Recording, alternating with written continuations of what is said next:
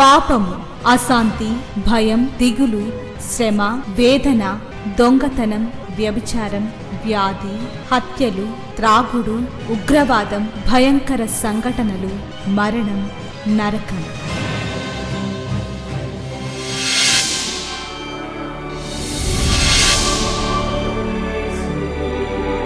సిలువలోనే పాప క్షమాపణ, పరిశుద్ధ జీవితం, ప్రేమ, వాక్య ధ్యానము, నెమ్మది, సహవాసం, నిత్య జీవం.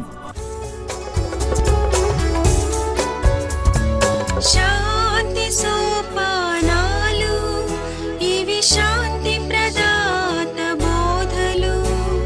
చీకటిలో ఉన్న ప్రజలకు గొప్ప వెలుగు కలుగుటకు, చీకటిలో ఉన్న ప్రజలకు గొప్ప వెలుగు కలుగుటకు, చీకటి నుండి వెలుగునకు నడిపించే సోపానాలు.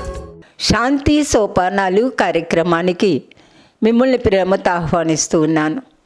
ఈ కార్యక్రమాలు మీ వ్యక్తిగతమైన ఆత్మీయమైన జీవితాన్ని దినదినము దేవుని వైపు నడిపించాలని, జీవితపు విలువలు గుర్తెరగాలని, అసలు ఎందుకు ఈ లోకంలో బ్రతుకుతున్నాం, ఎక్కడి నుండి వచ్చాం, ఎక్కడికి వెళ్తాం అనే తృష్ణ మీ హృదయాల్లో లేవనెత్తాలని, అనేక విధాలుగా దేవుణ్ణి ఆనందపరిచే జీవితాలుగా ఉండాలని కోరి ప్రార్థిస్తూ ఈ కార్యక్రమాలు మీ ముందుకి తీసుకొని వస్తూ ఉన్నాను. మనం యోహాను సువార్త 4వ అధ్యాయంలో నిత్య జీవమునకై వానిలో ఊరడి నీటి బుగ్గ అనే మాట, యోహాను సువార్త 4వ అధ్యాయం 14వ వచనాన్ని చదువుతూ ఉన్నాను. నేను వానికిచ్చు నీళ్లు నిత్య జీవమునకై వానిలో ఊరడి నీటి బుగ్గగా ఉండినని ఆమెతో చెప్పాను. ఇది ఒక విచిత్రమైన సన్నివేశం. క్రొత్త నిబంధనలో యోహాను సువార్తలో ఒక అధ్యాయం దాదాపుగా 45 వచనాలు ఈమెకు కేటాయించబడ్డాయి. అసలు బైబిల్లో ఒక పేరు ఎక్కడమే చాలా విలువైంది, లేక చాలా ఆశీర్వాదకరమైంది అనుకుంటూ ఉంటాను. కొంతమంది మంచి వ్యక్తులుగా, భక్తులుగా లెక్కించబడ్డారు.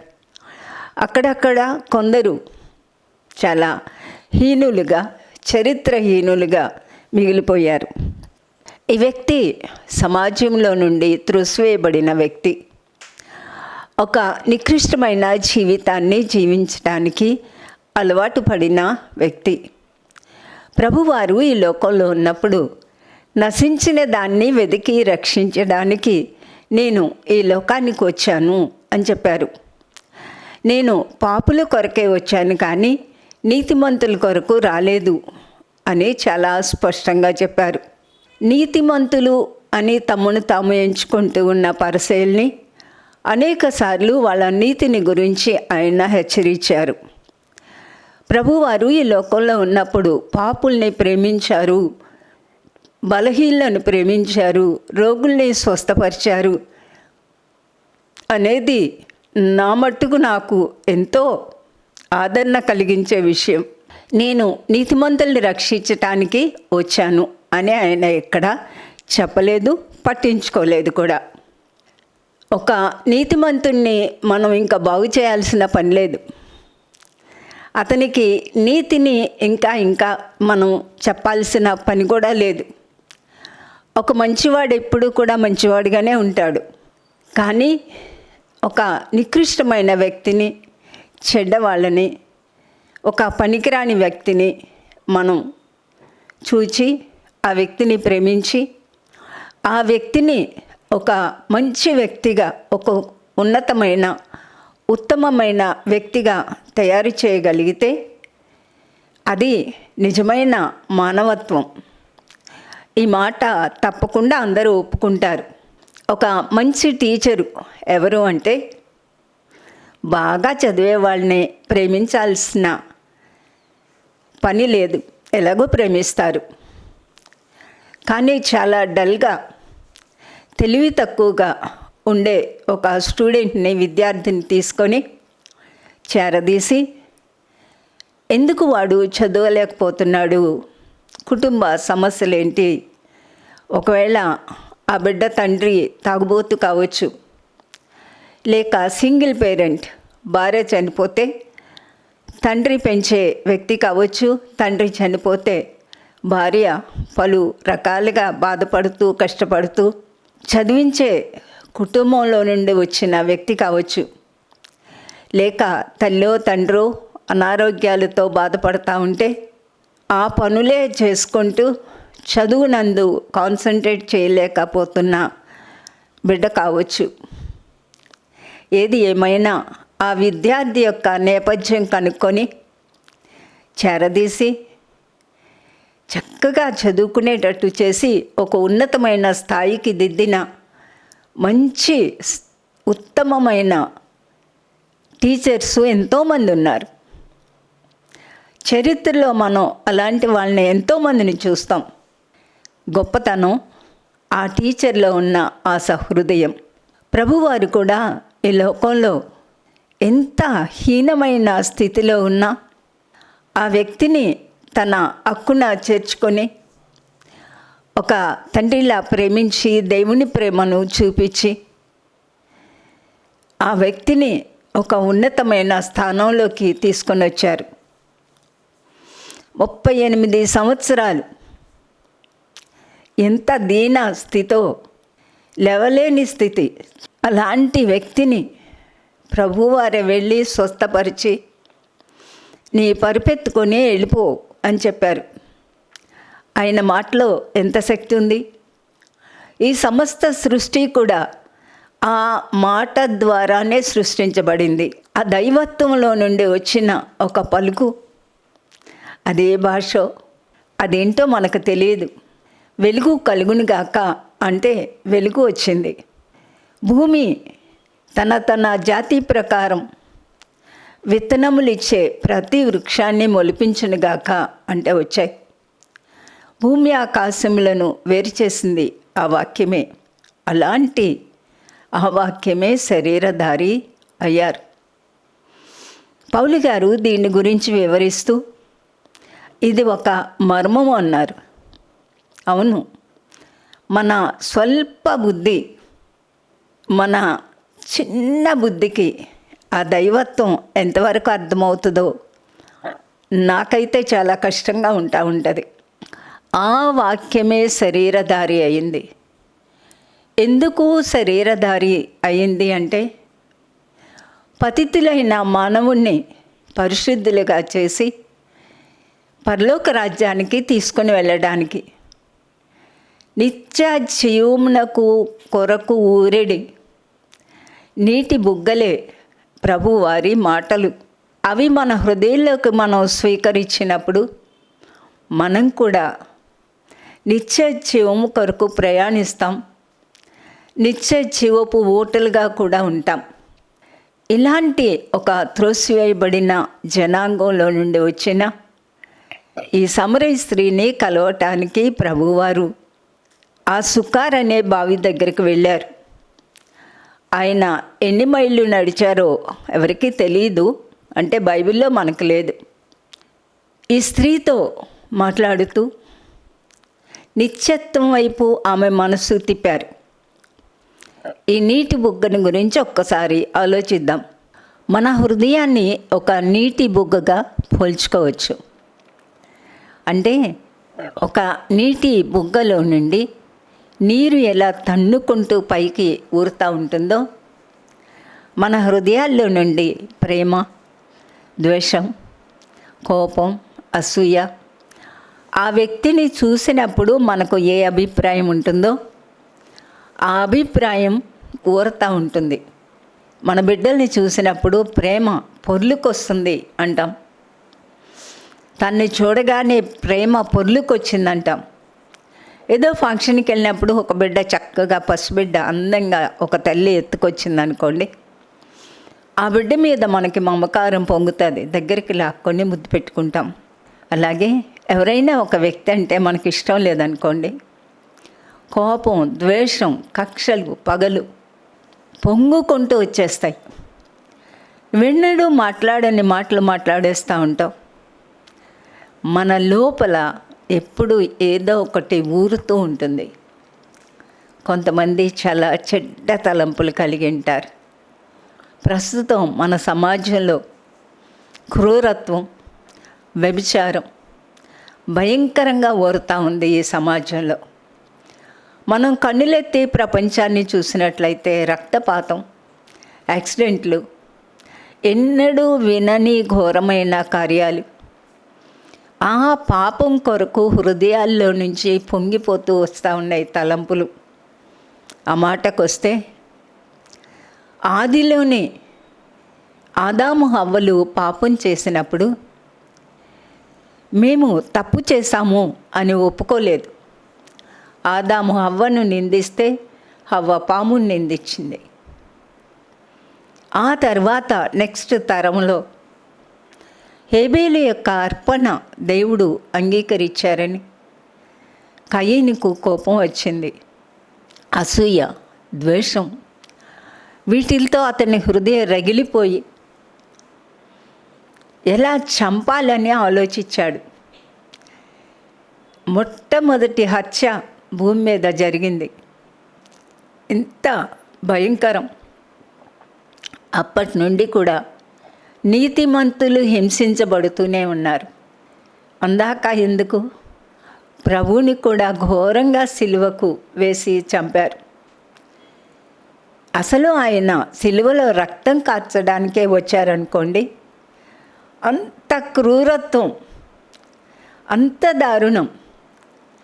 నన్ను ఒకరోజు ఒక సహోదరి ఫోన్ చేసి అడిగింది, అమ్మ ఒక కత్తితో అలా చంపినా కూడా రక్తం బయటకు వస్తుంది కదమ్మా, ఎందుకమ్మా అంత ఘోరంగా సిలివేశారు, అసలు మనం ఊహించలేం కదా తల్లి ఇలాంటివి అని అడిగింది.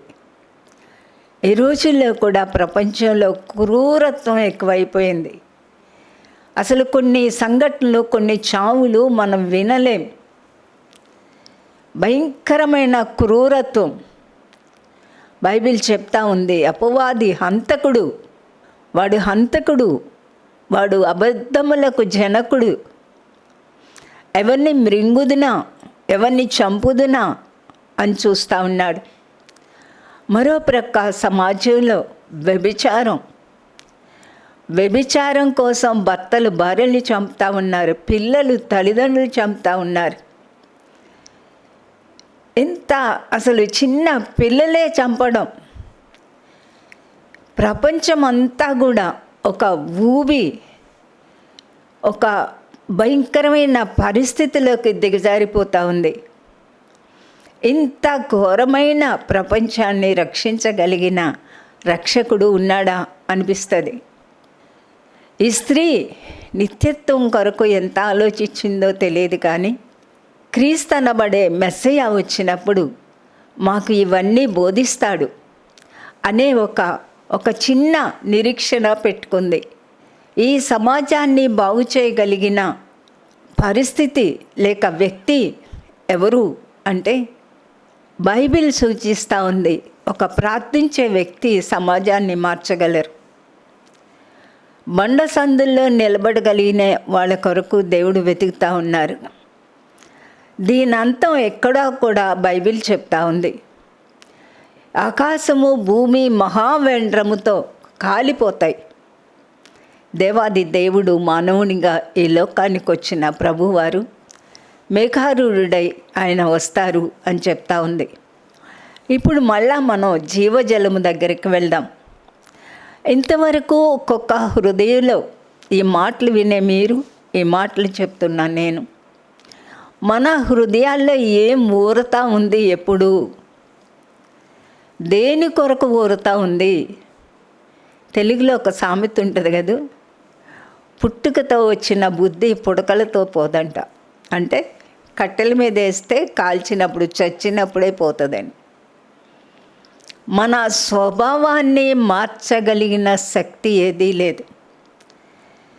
ఆ స్వభావం, ఈ సమరయ స్త్రీ స్వభావం, నీ స్వభావం, నా స్వభావం మార్చడానికే ప్రభువారు ఈ లోకానికి వచ్చారు. బైబిల్లో కొన్ని విషయాలు చాలా బాధాకరంగా ఉంటాయి. కొన్ని రోజులుగా నేను ఆకాను అనే వ్యక్తిని గురించి ఆలోచిస్తూ ఉన్నాను.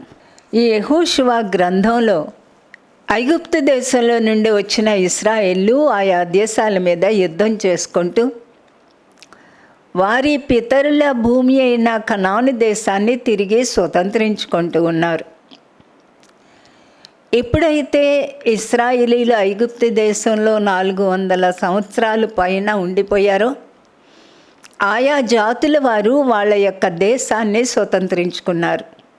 ఇప్పుడు కూడా చరిత్రలో వార్తల్లో కీలకంగా నిలబడుతూ ఉన్న దేశం ఏది అంటే ఇశ్రాయేలీ దేశమే. ఆ దినాల్లో ఐగుప్తు దేశం ప్రపంచ ప్రఖ్యాతి కాంచిన దేశం. ఆ దేశంలో నుండి ఐగుప్తు రాజ్యంలో నుండి ఒక జనాంగం ఒక అర్ధరాత్రి బయటకు వచ్చారు. వీళ్ళు బయటికి రాకముందు వారి దేవుడైన యెహోవా ఐగుప్తు దేశాన్ని సర్వనాశనం చేశారు. ఎందుకు చేశారు? దానికి కూడా కారణం ఉందండి. వాళ్ళు ఇశ్రాయేలీల్ని సర్వనాశనం చేయాలని చూశారు. మగపిల్లోడు పుడితే నైల్ నదిలో పారేయమన్నారు. బహుగా హింసించారు. జ్ఞాపకం పెట్టుకోండి, దేవుని పిల్లల్ని ఎవరైనా హింసిస్తే అంతకన్నా ఘోరమైన హింస వాళ్ళకి తప్పకుండా కలుగుతుంది.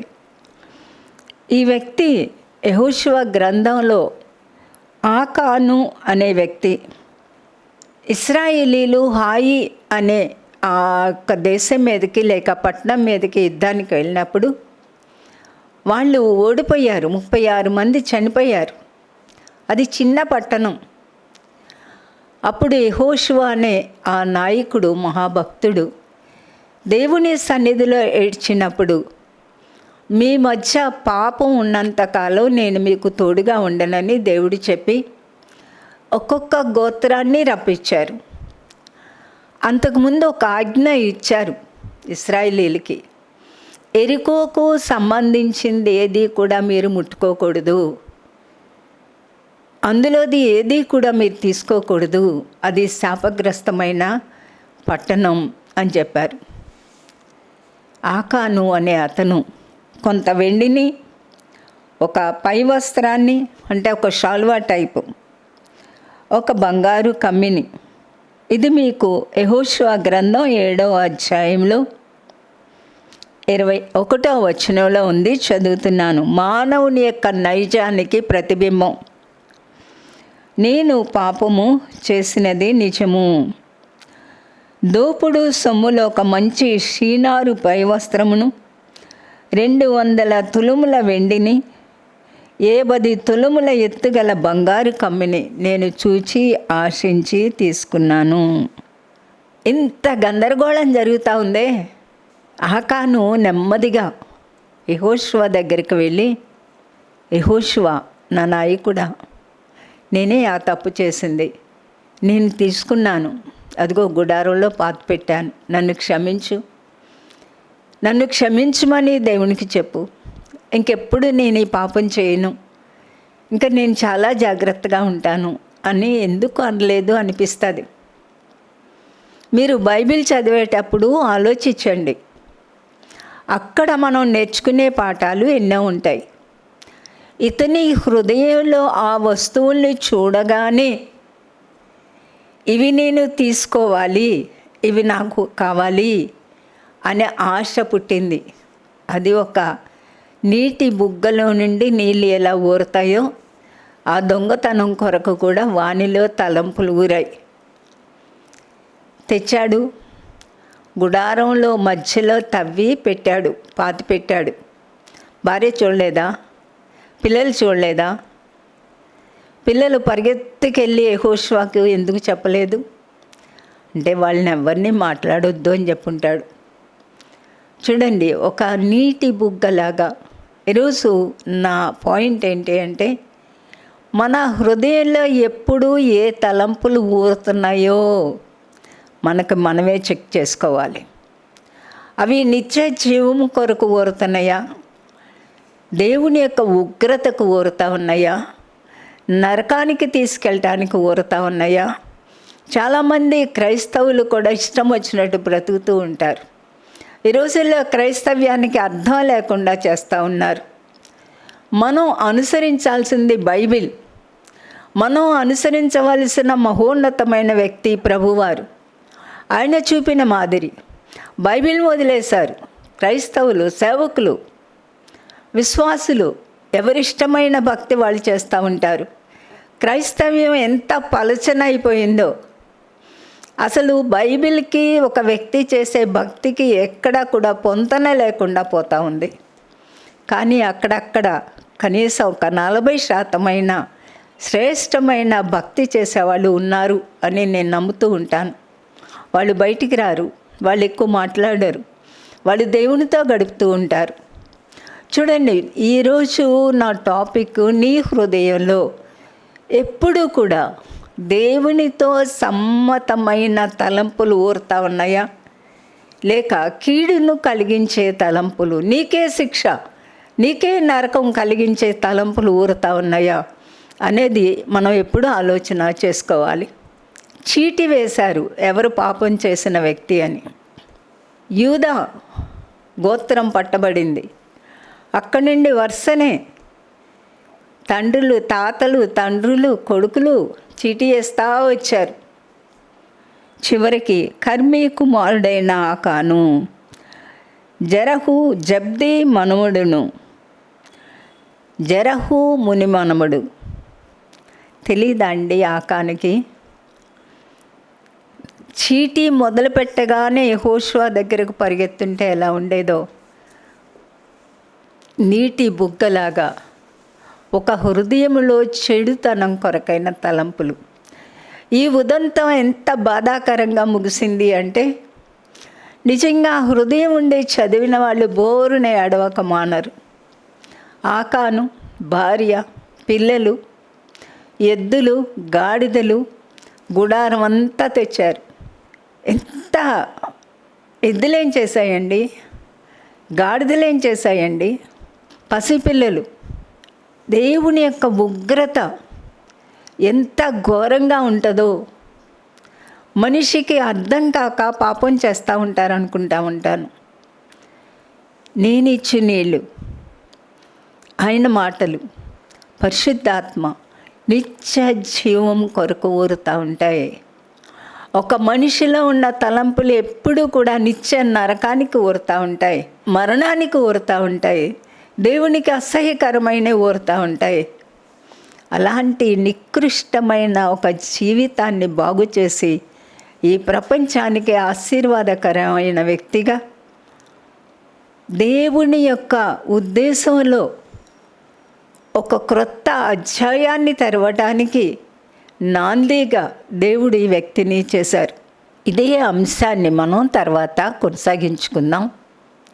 ఈరోజు మన అంశం నా హృదయంలో దేవుని యొక్క ప్రేమ కొరకు, దేవుని కొరకు జీవించాలన్న తపనతో తలంపులు ఊరుతూ ఉన్నాయా, లేక నా ఇష్ట ప్రకారం నేను జీవిస్తూ ఉన్నానా, నా సొంత జీవితం నా ఇష్టం అన్న తలంపులతో బ్రతుకుతూ ఉన్నామా, లేక సాతాను యొక్క ప్రభావంతో ఘోరమైన తలంపులు, ఎవరికి అర్థం కాని భయంకరమైన తలంపులు నాలో ఊరుతూ ఉన్నాయా అనేది మీరు ఆలోచించుకోవాలని నేను కోరుతా ఉన్నాను.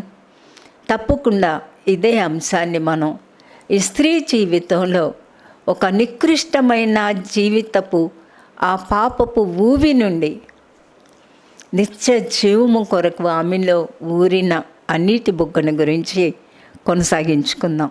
ప్రార్థన చేసుకుందాం. ప్రేమ కలిగిన మా ప్రియమైన పరలోకపు తండ్రి, నశించిన దాన్ని వెతికి రక్షించటానికి ఈ లోకానికి వచ్చానని చెప్పిన ప్రభువా, ఎంత నికృష్టమైన జీవితంలో ఉన్న వ్యక్తిని కూడా ఒక ముత్యములాగా, కడిగిన ముత్యములాగా మీ కొరకు ఒక సాక్షిగా నిలబెట్టగలిగిన మహాశక్తివంతుడైన ప్రభువా, ఈ మాటలు వినే ప్రతి ఒక్కరిని మీకు అప్పగిస్తూ నిత్య జీవము కొరకు ఊరేడి నీటి బుగ్గలుగా ప్రతి ఒక్కరి జీవితాన్ని, హృదయాన్ని మీలో స్థిరపరచమని ప్రార్థిస్తూ యేసు నామమున వేడుకుంటున్నాను తండ్రి, ఆమేన్. మహాదేవుడు మన ప్రభువు రక్షకుడునైన యేసుక్రీస్తు కృపా, దేవుని ప్రేమ, పరిశుద్ధాత్మ నిత్య సన్నిధి సహవాసం కూడి వచ్చిన మనందరికీ సదా తోడైండి నిత్యత్వాన్ని గూర్చిన నిరీక్షణతో కూడిన జీవితాలలోనికి నడిపించును గాక. ఆమేన్. దేవునికి ఇష్టమైన, పరిశుద్ధమైన, స్పష్టమైన నీటి బుగ్గలుగా ఉండటానికి దేవుడు మీ అందరికీ కూడా సహాయం చేయనుగాక. ప్రియ దైవజన్మ, 2 పుస్తకాలు మీకు అనౌన్స్ చేయాలని అనుకుంటా ఉన్నాను. ఈ 2 పుస్తకాలు కూడా నా చిన్న కుమారుడు రాశాడు. ఈ రోజుల్లో ఎక్కువ మంది పిల్లలు తెలుగు చదవటం రావట్లేదు, ఎక్కువగా ఇంగ్లీష్కి అలవాటు అయిపోయారు. ఈ మార్నింగ్ డివోషన్స్, ఈవినింగ్ డివోషన్, ఈ 2 పుస్తకాలు కూడా దాదాపు ఈ డివోషన్స్ 7 సంవత్సరాలుగా రాశాడు. మీ బిడ్డలకు, మీకు ఇవి తప్పకుండా మేలుకరంగా ఉంటాయి అని నేను అనుకుంటా ఉన్నాను. ఇంకా నా కుటుంబం అంతా కూడా దేవుని సేవలో ఉన్నారు. నాకు 4 బిడ్డలు, 2 అమ్మాయిలు, 2 అబ్బాయిలు. వారంతా కూడా దేవుని సేవలో ఉండడం నిజంగా దేవుడు నాకు ఇచ్చిన ధన్యత. కాబట్టి మీరు ఈ పుస్తకాలు ఆర్డర్ చేసి మీరు రప్పించుకోవచ్చు. ఇవి మా అడ్రస్సే, నా నంబరు, తర్వాత బాబు నెంబర్ కూడా మీకు అక్కడ పెడతాను. డైరెక్ట్గా బాబుకు మీరు ఫోన్ చేసి ఈ పుస్తకాలు మీరు రప్పించుకోవచ్చు.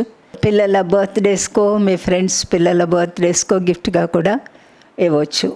దేవుడు మాకు ఇచ్చిన పరిచర్యలన్నిటినీ కూడా ఆయన దీని అభివృద్ధి కలిగించాలని, అలాగే మీ అందరికీ కూడా ఆత్మీయమైన దీవెనలు సమృద్ధిగా ఉండాలని కోరుతూ ఉన్నాను. Thank you.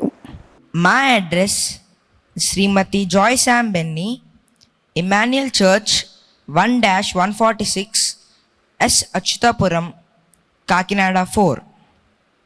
మా ఫోన్ నెంబర్స్ 944-010-9893 మరియు 0884-237-6793. మరలా ఇదే సమయానికి ఇదే ఛానల్లో మనం కలుసుకుందాం. Thank you.